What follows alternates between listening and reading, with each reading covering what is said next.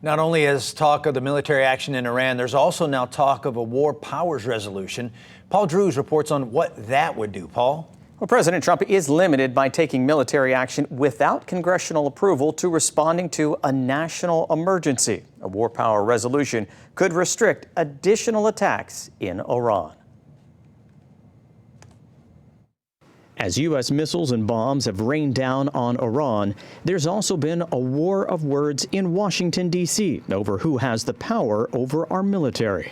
That a president had unilaterally violated the Constitution and plunged American citizen service members into war.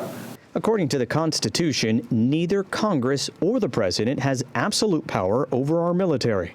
Congress received their power to make war in Article 1 of the Constitution. And in Article 2 of the Constitution, they made the president commander-in-chief. When it came to past large-scale wars, previous presidents asked Congress for authorization before attacking. While a single strike against a target may not have needed it, this may be different.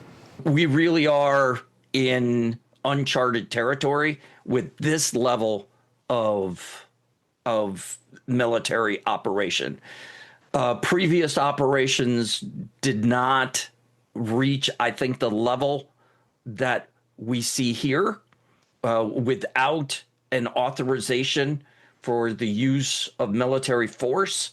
Decades before blast hit Iran over the weekend, lawmakers laid out what a president must do when taking military action without Congress declaring war.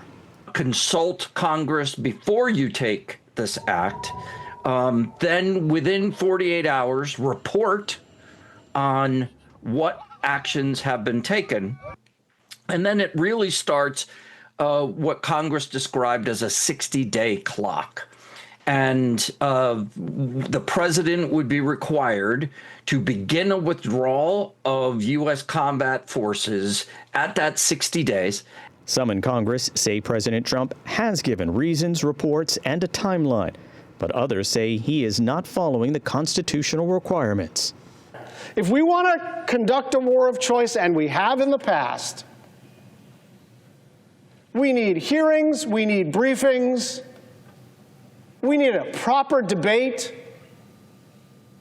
and then we need a vote on the authorization of the use of military force. The president has said repeatedly, if you look at his 8-minute speech laying out the basis for this attack, he went through the 47 years of massive animosity, of murder, of terror.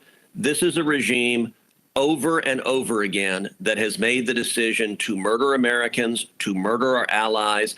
After all the action in the Middle East, lawmakers are expected to take action on Capitol Hill by introducing a war powers resolution.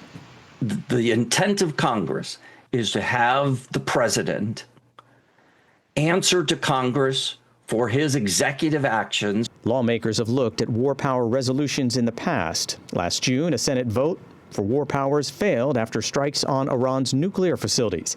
Then in January, a Venezuela war power resolution passed the Senate after the capture of then-President Nicolas Maduro. But that effort ultimately failed to make it out of Congress. And whether the war powers resolution passes depends on whether a majority of Congress feel the president did not follow the protocol required of him or want to make sure his military actions are limited to specific objectives. Of course, the president would get a chance to veto that vote if it passes. Paul Drews, Island News.